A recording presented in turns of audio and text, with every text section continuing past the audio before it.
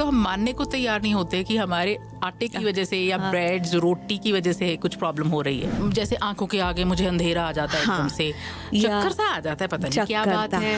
हाँ, और जो सुस्ती, हाँ, हमेशा सुस्ती, राइट, ये थोड़े बहुत सिम्टम्स होते हैं। या पेट में थोड़ा गड़बड़, डायरिया होता है या कब्ज होता है या पेट में दर्द होता है, ये सब सिम्टम्स है। क्या क्या आपके चेंजेस जो हैं वो बॉडी में आने शुरू होते हैं जब भी बॉडी ये ग्लूटेन को भी डाइजेस्ट नहीं कर पा रही है and then celiac disease diagnose हो रही है? राइट, बहुत सारे ऐसे भी केसेस है जहाँ जो छोटे आंत का हीलिंग कम्प्लीटली नहीं होता है क्योंकि उनका डायग्नोसिस लेट हुए है और उन्होंने प्रिकॉशंस भी नहीं लिए। तब तक वो स्मॉल इंटेस्टाइन डैमेज हो जाती है। हाँ, काफी डैमेज हो जाते हैं, काफी डैमेज हो जाता है। डॉक्टर के पास कब जाना चाहिए, ये हमें कैसे पता चले? फ्रॉम पंजाब या northern part of India, Pakistan, अगर उस कम्युनिटीज में बिलोंग करते हो और ये सिम्टम्स काफ़ी दिनों से आप महसूस कर रहे हो, देन एक बार जाके डॉक्टर को ज़रूर आप कह सकते हो कि एक बार प्लीज़ मुझे टेस्ट करा लीजिए। कभी कभार आप पहले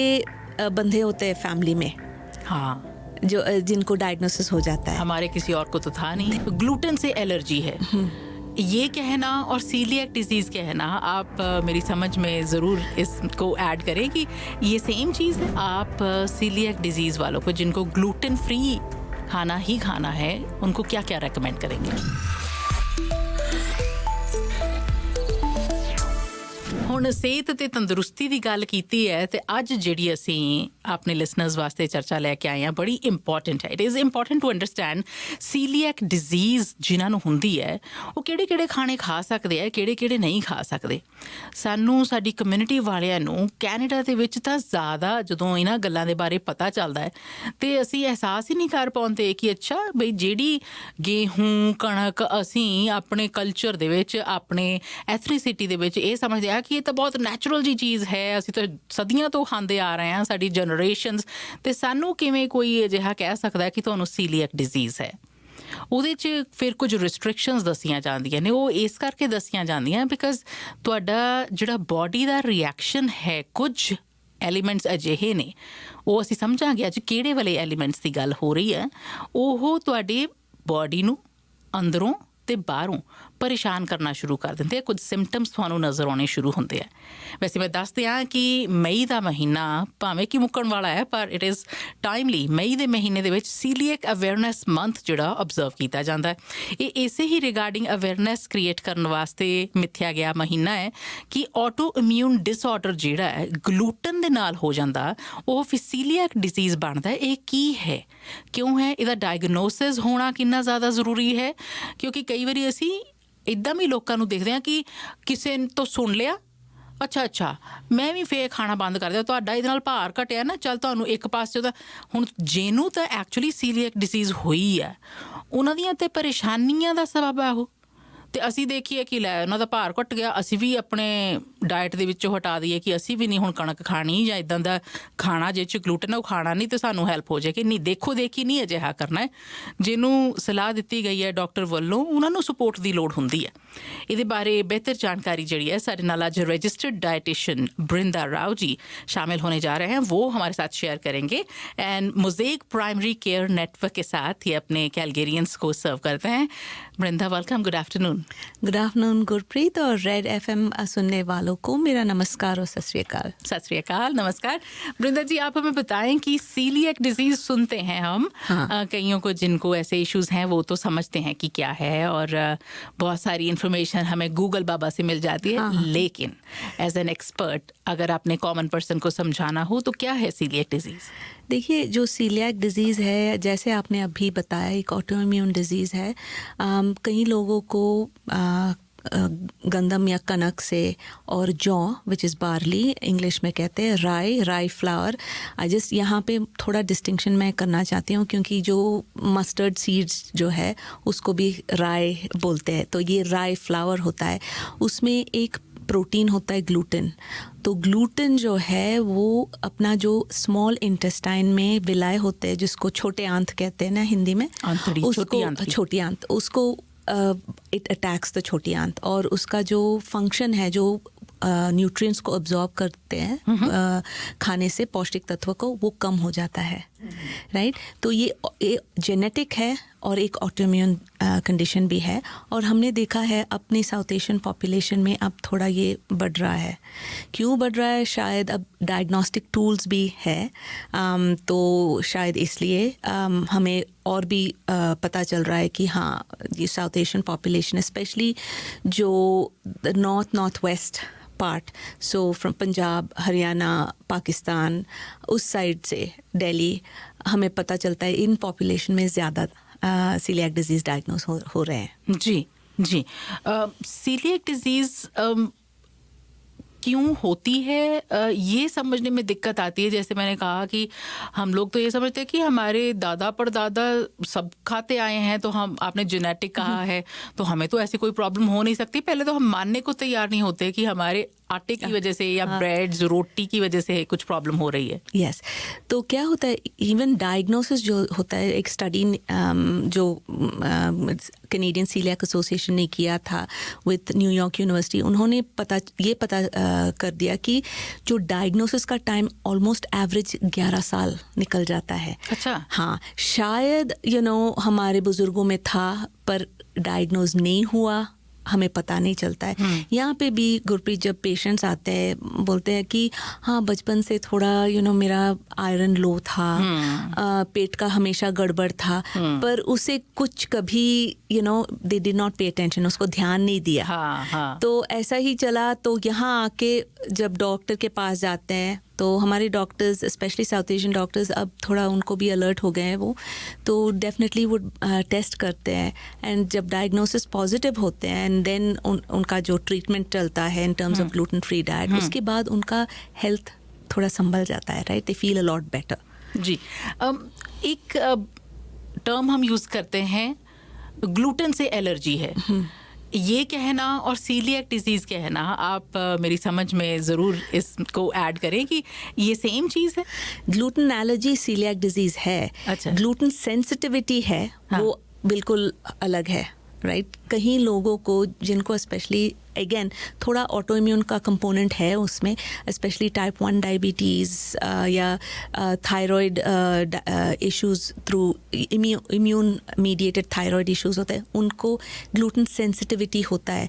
तो इसका मतलब है कि जब उनका ब्लड टेस्ट होता है या बायोप्सी होता है, तो वहाँ पे स्मॉल इंटेस्टाइन नॉर्मल होता है, पर उनका सेंसिटिविटी होता है जब वो कणक की चीज़ें या गेहूं की चीज़ें खाते हैं। तो फ़र्क क्या है कि टेस्टिंग में सीलिएक डिजीज़ जो ग्लूटेन एलर्जी है, अगर वो through blood test and biopsy test करके वो पॉजिटिव आता है, definitely that is celiac disease, it is allergy to gluten. Sensitivity अलग होता है, इम्यून सिस्टम इतना इन्वॉल्व नहीं है जितना वो जो कहते हैं ना विलिस एट्रोफी, जो छोटे आंत का जो डैमेज, वो नहीं दिखता है ग्लूटेन सेंसिटिविटी में, पर सीलिएक में दिखता है। हाँ। सिम्टम्स थोड़े और हमें समझाएंगे कि हाँ। क्या क्या आपके चेंजेस जो हैं वो बॉडी में आने शुरू होते हैं जब भी बॉडी ये ग्लूटेन को भी डाइजेस्ट नहीं कर पा रही है, and then celiac disease diagnose हो रही है। राइट।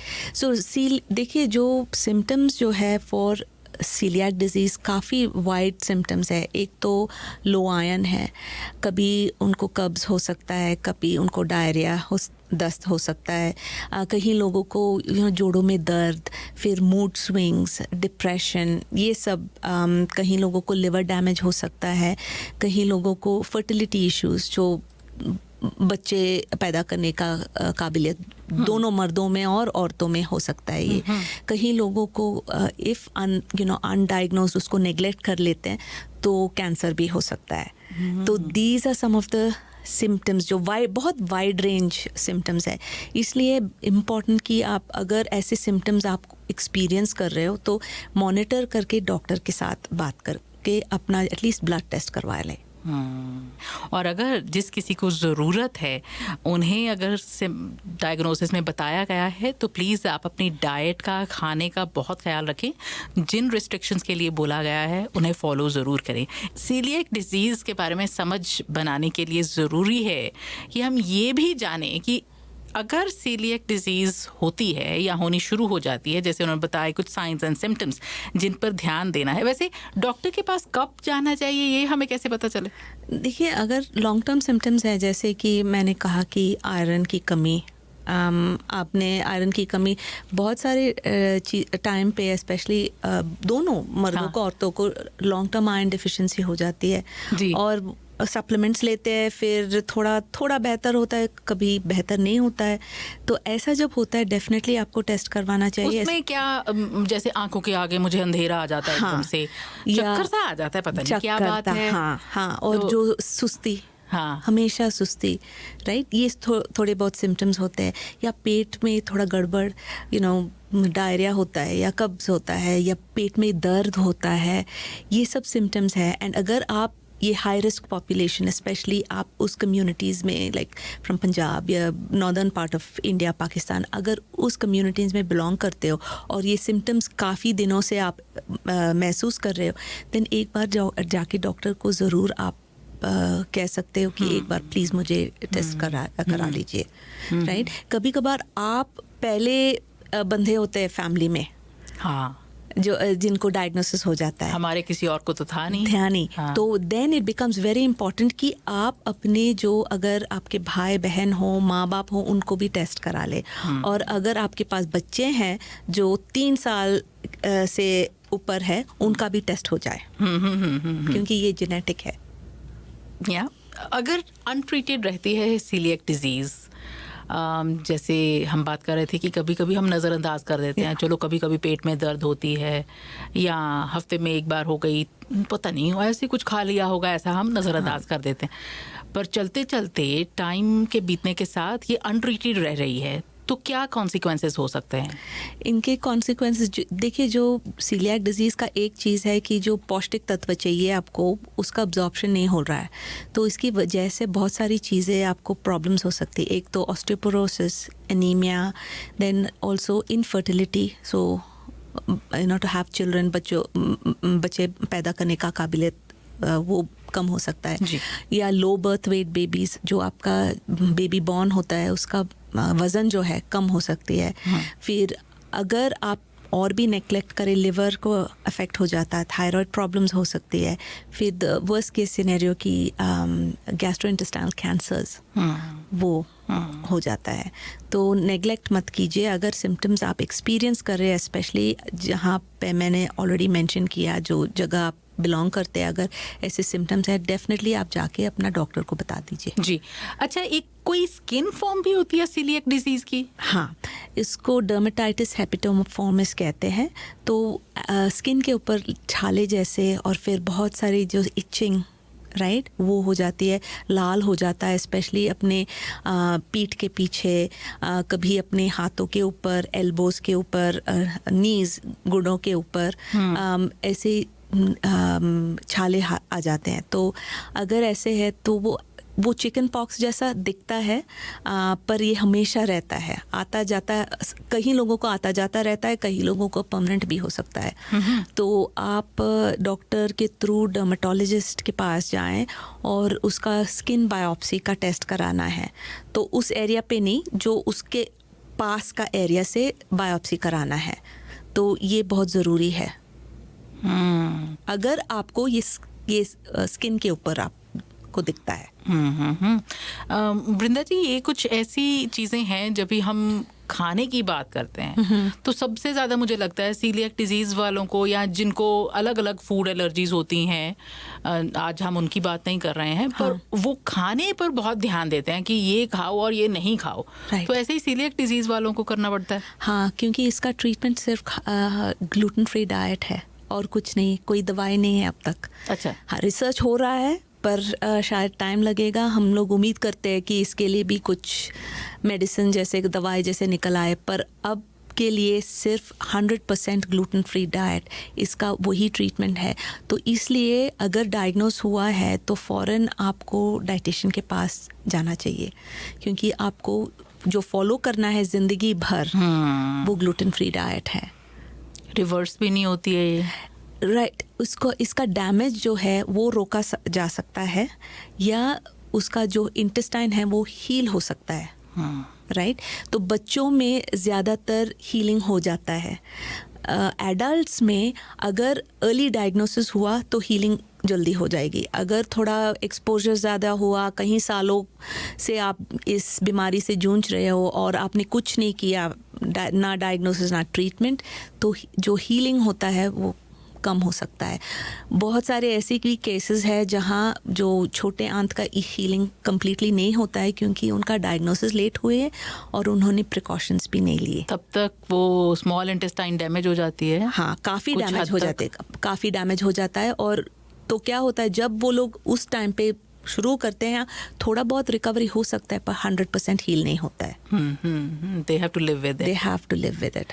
बस खाने का ख्याल रखना है, ये बहुत हाँ. ज़रूरी है. मैं तो ये कहूँगी Vrinda ji, living in Canada and I feel मेरे जो फ्रेंड्स हैं जो कि जिनको सीलियक डिजीज़ डायग्नोज की गई है और वो ग्लूटेन फ्री डाइट पर हैं, थैंकफुली कि बहुत सारी ऑप्शंस अब आ गई हैं मार्केट में, रेस्टोरेंट्स में, आपको सब कुछ अवेलेबल है. हाँ, अगर आपने इवन शायद 10 साल के पहले बताते तो मैं कहती हाँ थोड़ा मुश्किल है. हाँ. पर आजकल बहुत सारी ऑप्शंस है, इंक्लूडिंग हमारे जो साउथ एशियन वैरायटीज, इंक्लूडिंग आटा. हाँ जी, क्योंकि रोटी तो हमारा जो मेन स्टे है, रोटी के बिना खाना नहीं बनता, राइट. तो डेफिनेटली ग्लूटेन फ्री ऑप्शंस है.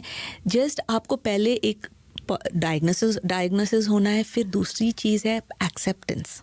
ये बड़ा मुश्किल है. बहुत मुश्किल है. तो एक्सेप्टेंस होने के बाद इसका आप मैनेज कर सकते हो डेफिनेटली. वृंदा राव जी के साथ हमारी बात हो रही है और अगर आपको ग्लूटेन फ्री डाइट लेने के लिए कहा गया है, रेकमेंड किया गया है डॉक्टर की तरफ से, और ये भी कहा गया है कि डाइटिशियन से मुलाकात कर लें, बैठ लें, समझ लें, तो ये आपके भले के लिए कहा गया है.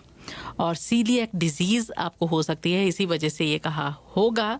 डॉक्टर ने समझाने की कोशिश तो की होगी लेकिन और समझ बने, इसीलिए आज हम वृंदा राव जी के साथ बात कर रहे हैं. आपको बहुत सारे पेशेंट्स मिलते होंगे विद सीलियक डिजीज़. जी हाँ, अपने कम्युनिटी में बहुत सारे पेशेंट्स ज़रूर आते हैं, रेफरल करा लेते हैं अपने फैमिली फिजिशियन के थ्रू और हमारे क्लिनिक में पहुंच जाते हैं. जी, सो आपको मिलने के लिए अपने फैमिली डॉक्टर से रेफरल ले लें. हाँ डेफिनेटली. और वहाँ पे रेफरल के ऊपर आप मेंशन कर सकते हैं सीलियक डिजीज़.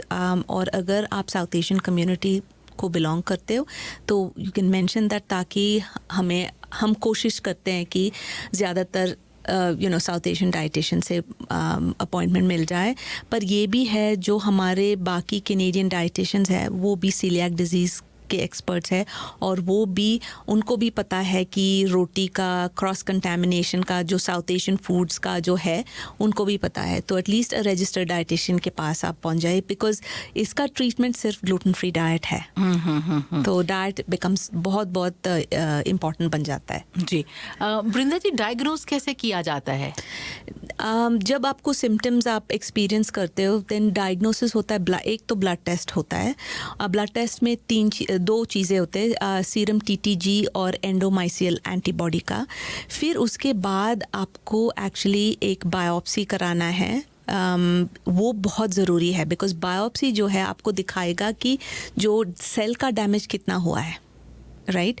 तो यहाँ क्या होता है, वो ब्लड टेस्ट जब पॉजिटिव आ जाता है, बायोप्सी के लिए थोड़ा टाइम लगता है. तो उसके बीच में आप ग्लूटेन खाना बंद मत करना, क्योंकि जब तक बायोप्सी हो जाए तब तक आप ग्लूटेन खाना बंद मत कीजिए, क्योंकि आपका टेस्ट फॉल्स आ सकता है. तो जो आपका जो ग्लूटेन बंद करना है बायोप्सी के बाद में. तो बायोप्सी के लिए आपको हॉस्पिटल में जाना है, वहाँ पे वो कैमरा से देखते हैं और थोड़ा सा आपका जो डिओडिनम है, जो छोटे आंत का, उसका सैंपल लेके फिर वो माइक्रोस्कोप के नीचे देखते हैं डैमेज कितना हुआ. तो जो गाइडलाइंस कहते हैं कि वो डैमेज देखने के बाद आप ग्लूटेन फ्री डाइट 18 महीने या ऑलमोस्ट 2 साल के लिए स्ट्रिक्टली फॉलो करें और फिर दोबारा आप 2-3 साल में दोबारा वो बायोप्सी कर ले, ताकि जो डॉक्टर कंपेयर कर सकते हैं कि ग्लूटेन फ्री डाइट खाने के बाद इम्प्रूवमेंट कैसा हुआ.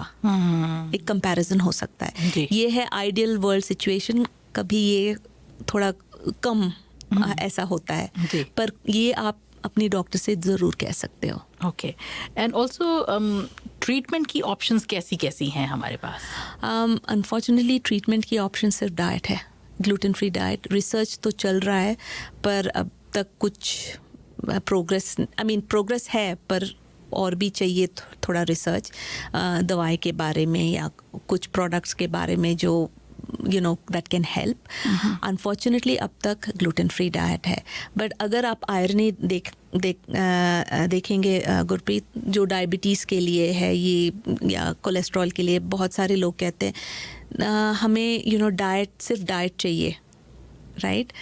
पर यहाँ का सिर्फ डाइट है, हाँ मैं मानती हूँ थोड़ा मुश्किल है, पर आजकल इतने सारे ऑप्शंस है कि आप मैनेज कर सकते हो। द अदर थिंग इज़ थोड़ा cost, definitely specially gluten free products थोड़ा एक्सपेंसिव है, बट एक टैक्स ऑप्शन है जो आप अपने अकाउंटेंट से बात कर सकते हैं, थोड़ा गवर्नमेंट से थोड़ा मदद मिल सकते हैं। जो कैनेडियन सीलिएक एसोसिएशन, उन्होंने भी थोड़ा कैंपेन चलाई कि गवर्नमेंट से हमारे जो सीलिएक डिजीज़ से जूझ रहे हैं उनको थोड़ा गवर्नमेंट फंडिंग या मदद मिल सकते हैं। तो इसका हमें इंतज़ार है, अगर गुड न्यूज़ आ जाए तो सबको पता चल जाएगा। जी, सो कहने का मतलब है कि अपनी जीवन शैली में बदलाव लेकर आना पड़ेगा खाने के लिए। यस। सो ये लाइफस्टाइल चेंज में when it comes to dietary changes, हाँ। आप सीलिएक डिजीज वालों को जिनको ग्लूटेन फ्री खाना ही खाना है, उनको क्या क्या रेकमेंड करेंगे? तो पहले अगर ईच ग्रुप हम ले लेंगे, पहले अपना अनाज जो सबसे इम्पॉर्टेंट चीज़ है जी। तो जो चीज़ आप नहीं खा सकते हो, एक तो आपको पता है गेहूँ या कणक है, दूसरी चीज़ है जौ, जो बार्ली बोलते हैं, वो ज्वार से अलग है, ये जौ बार्ली है, और तीसरा राई फ्लावर है। ये 3 चीज़ मना है। तो अब ये सवाल पैदा होता है हम क्या खाएंगे? बहुत सारे ग्लूटेन फ्री ऑप्शंस है, जैसे कि आप बाजरे का, ज्वार का, रागी का, कीनवा अलाउड है। फिर आजकल ग्लूटेन फ्री आटा मिल रहा है, जो सर्टिफाइड ग्लूटेन फ्री आटा है, वो मिल रहा है। 2 ऑप्शंस है अब, तो डेफिनेटली उससे रोटी अच्छा से बन जाता है। फिर अपने दालों का सब कुछ आप यूज़ कर सकते हो, जैसे कि छोले हो गया, राजमा, चने, ये सब ठीक है, पर वो भी ग्लूटेन फ्री सर्टिफाइड होना ज़रूरी है। क्योंकि क्या होता है, अगर आप जस्ट उदाहरण के लिए मैं बताऊंगी, अगर आप एक चने उगा रहे हो एक खेत में, उसके पास ही अगर गेहूं का खेत है तो क्रॉस कंटामिनेशन हो जाता है। अच्छा। हाँ, तो इससे आपका एक्सपोजर बन जाता है। बहुत सारे पेशेंट्स कहते हैं वृंदा ये मेरे लिए बहुत एक्सपेंसिव हो जाता है, तो मैं कहती हूँ जब दालों की बात आती है तो आप जो भी चने हैं या चने की दाल जो भी है, आप प्लेट में एक डाल लीजिए, फिर आप थोड़ा उसका जांच कर लीजिए, कोई गेहूं का दाने तो नहीं है, जौ का दाने तो नहीं है। जैसे हम कंकड़ के लिए ढूंढते हैं, ऐसे ही उसके लिए ढूंढ के फिर आप उसको अच्छे से धो लीजिए जब तक पानी क्लियर ना आ जाए, फिर आप वो इस्तेमाल कर सकते हैं। जो जिन लोगों को मीट और चिकन और फिश खाते हैं, तो वो जो फ्रेश फ्रोज़न वाला ठीक है, जो ब्रेडेड वाला जो है जिसके ऊपर कोई कोटिंग है, उससे थोड़ा आप दूर रहिए, क्योंकि अब ब्रेडिंग में ऑफकोर्स गेहूँ होता है। जैसे कि हमारे जो सोया सॉस और एक चीज़ है, gluten free soya sauce, salad dressing gluten free होना चाहिए। फिर जो केचप है, कहीं केचप में भी ग्लूटेन होता है। जो गेहूँ है एक बाइंडर जैसा होता है, तो थिकनिंग के लिए उसको थोड़ा गाढ़ा बनाने के लिए डालते हैं लोग, राइट? तो of course the other thing is जो वेजिटेरियन वेजी हॉट डॉग होता है, वेजी बर्गर्स होते हैं, उसमें भी गेहूँ हो सकता है। हींग एक है और चीज़ है, हींग में भी गेहूँ का स्टार्च, व्हीट स्टार्च इस्तेमाल करते हैं जी। और जो चीज़ें हैं हमारे जो कहते हैं, जो हम लोग अटेंशन पे नहीं करते, जो सोया छाप है जो वेरी पॉपुलर है, उसमें है व्हीट है। तो ऑल फ्रोज़न वेजिटेबल्स हम समझते हैं, बट कहीं वेजिटेबल्स जो है, सब्जियां हैं जो प्रोसेस होते हैं इन अ व्हीट कंटेनिंग फैसिलिटी, सो उसका रिस्क मत लीजिए। तो इसका मतलब है जो भी आप कोई पैकेज में लेते हो, उसका लेबल पढ़ना ज़रूरी है। ग्लूटेन फ्री का लेबल ढूंढिए, और भी अगर 100% गारंटी चाहते हैं तो वो कैनेडियन सीलियाक एसोसिएशन का वो ग्लूटेन फ्री सिंबल होता है। इसका मतलब है कि जो खाना आप देख रहे हो वो उन्होंने टेस्ट किया है। एक इम्पॉर्टेंट टेस्ट होता है एलाइसा, आरफा एलाइसा टेस्ट करके, उसे टेस्ट करके उन्होंने वो स्टैंप देते हैं, सर्टिफिकेशन देते हैं। तो ये चीज़ें आपको थोड़ा, और सूजी और मैदा, हमारे कम्युनिटी में एक वहम है कि सूजी खा सकते हैं, मैदा नहीं, वो भी दलिया भी नहीं, राइट। अगर ओट्स लेना है, ग्लूटेन फ्री ओट्स में प्रोटीन अलग है, पर वो क्रॉस कंटामिनेशन का आ जाता है ना, उसकी वजह से आपको ये ग्लूटेन फ्री ओट्स लेना है। जैसे मैंने बताया, छोले की आटा, बेसन वगैरह, वो भी ग्लूटेन फ्री सर्टिफिकेशन वाले ही आप ले तो वो बेहतर है। ਹੁਣ ਤਾਂ ਪਾਸਟਾਸ ਵੀ ਆ ਗਏ ਆ ਜਿਹੜੇ ਗਲੂਟਨ ਫ੍ਰੀ ਹੈਗੇ ਆ, ਹੈ ਨਾ। ਕਿੰਨੀਆਂ ਸਾਰੀਆਂ ਚੀਜ਼ਾਂ ਤੁਹਾਡੇ ਕੋਲ ਆਪਸ਼ਨਸ ਅਵੇਲੇਬਲ ਹੈਗੀਆਂ। बहुत सारी है ग्लूटेन फ्री ऑप्शन, पास्ता का, फिर सैलड ड्रेसिंग्स का, सोया सॉस का, इवन आइसक्रीम का, burgers, veggie burgers, gluten free veggie burgers, और बहुत सारे। आजकल ऐसा नहीं कि स्पेशलिटी शॉप्स में जाना है, अपना सुपर स्टोर और जो नॉर्मल ग्रोसरी स्टोर्स, कॉस्को, वहाँ पे भी मिल जाता है। तो जो एक्सेसिबिलिटी है वो काफ़ी ईजी हो गया है। ओनली थिंग थोड़ा कॉस्ट का, ऑफ कोर्स मैं मानती हूँ, एक्सपेंसिव है। हाँ, ऐसी बात हमारे प्रभजोत ने मैसेज भेजा, उन्होंने बोला सीलिएक डिजीज है, पर आई चीट ऑफ्टन, जो कि मुझे करना नहीं चाहिए। उन्होंने खुद ही लिखा है और कहा है कि thank you for doing this show, it is a good reminder कि मुझे ख्याल रखना चाहिए। Yes, thank you Prabhjot. मैं ये उम्मीद करती हूँ कि आज के रिमाइंडर के बाद आप अपना डाइट को, थोड़ा ग्लूटेन फ्री डाइट को थोड़ा सीरियसली लोगे, क्योंकि अगर सीरियसली नहीं लिया उसका कॉन्सिक्वेंसेस भी सीरियस होते हैं। सो कुछ चीज़ें ऐसी जो हमारे डाइट के लिए, जब भी स्पेशली मेहमान नवाजी की जाती है ना, हम कहते हैं कि आप पहले बता दो जिस किसी के पास जा रहे हो, इन केस आपकी गेट टुगेदर है, वहाँ पे फूड है। कुछ लोग अपना फूड ले जाएंगे कि भाई मुझे वहाँ पर नहीं, कोई भी रिस्क नहीं लेना है, ग्लूटेन फ्री मैं अपना घर से ले आऊँ। और कुछ हैं कि वो पहले बता देते हैं, see this is my restriction, तो आप ख्याल रखें। कई लोग ध्यान ही नहीं देते हैं, ओ इन्ना कते खाना है, थोड़ा जाते खा ले, की हुंदा है, खाना चाहिए, थोड़ा कदे कदे खाते रहना चाहिए, तो ये बोलते हैं लोग। ये बिल्कुल गलत है, क्योंकि इसका जो इलाज है मैं ऑलरेडी कह चुकी हूँ, जस्ट ग्लूटेन फ्री डाइट है। और एक सिंगल एक्सपोजर, वो एक एक्सपोजर होता है। अगर आप डैमेज नहीं देख रहे हैं, बाहर से अंदर से डैमेज हो रहा है, तो कभी कभी खा लिया थोड़ा बहुत वो इकट्ठा हो जाता है, फिर उसका जो डैमेज हो जाता है, क्योंकि एक्सपोजर जो है आपका लॉन्ग टर्म है, राइट।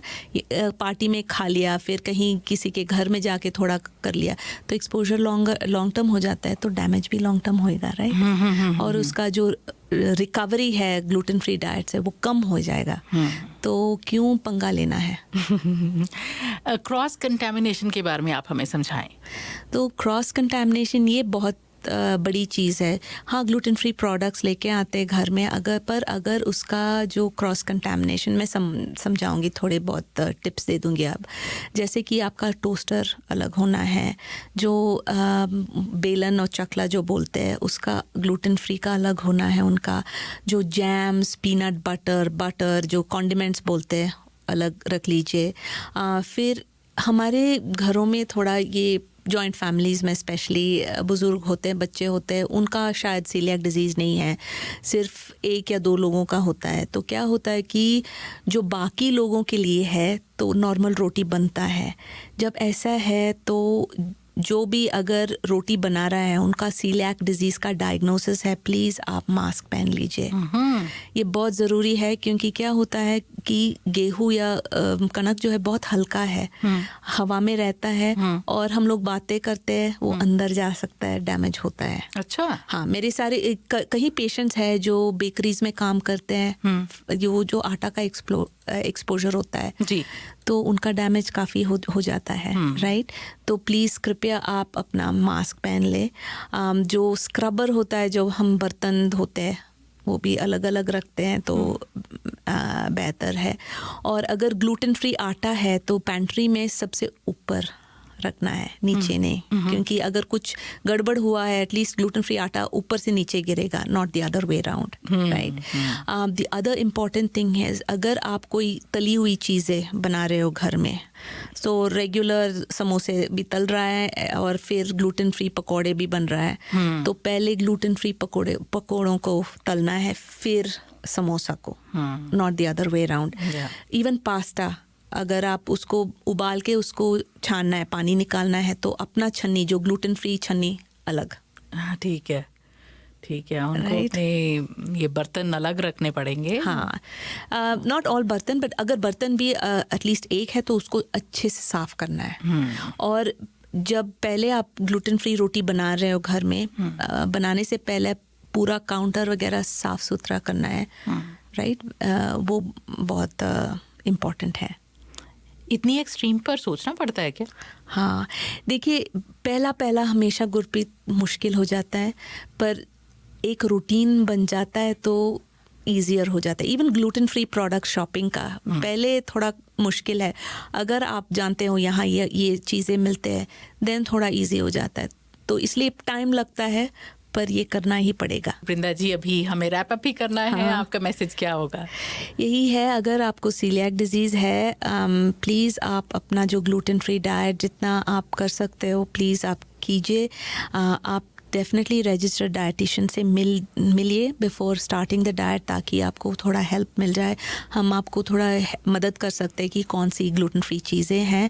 और फॉलो अप टेस्टिंग भी, तो 6 महीने के बाद आफ्टर जो आप शुरुआत करते हैं अपना ब्लड टेस्ट करना है, 18 महीने के बाद दोबारा करना है, बायोप्सी भी 2-3 साल के बाद, मल्टीविटामिन्स, आयरन वगैरह वो भी डिपेंडेंट आपका ब्लड वर्क के ऊपर डिपेंड होता है, वो भी लेना है, इसलिए आप डेफिनेटली आप रजिस्टर्ड डाइटिशियन से बात कर लें। ऑलराइट, तो सप्लीमेंट्स डाइट चेंजेस के साथ साथ बताए जाते हैं कि आप लें। हाँ, okay, thank you so much Vrinda ji, और बहुत शुक्रिया, आपने इतनी ब्यूटीफुल इन्फॉर्मेशन जो है वो शेयर की हमारे साथ। थैंक यू सो मच, और रेड FM सुनने वालों का मेरा नमस्कार।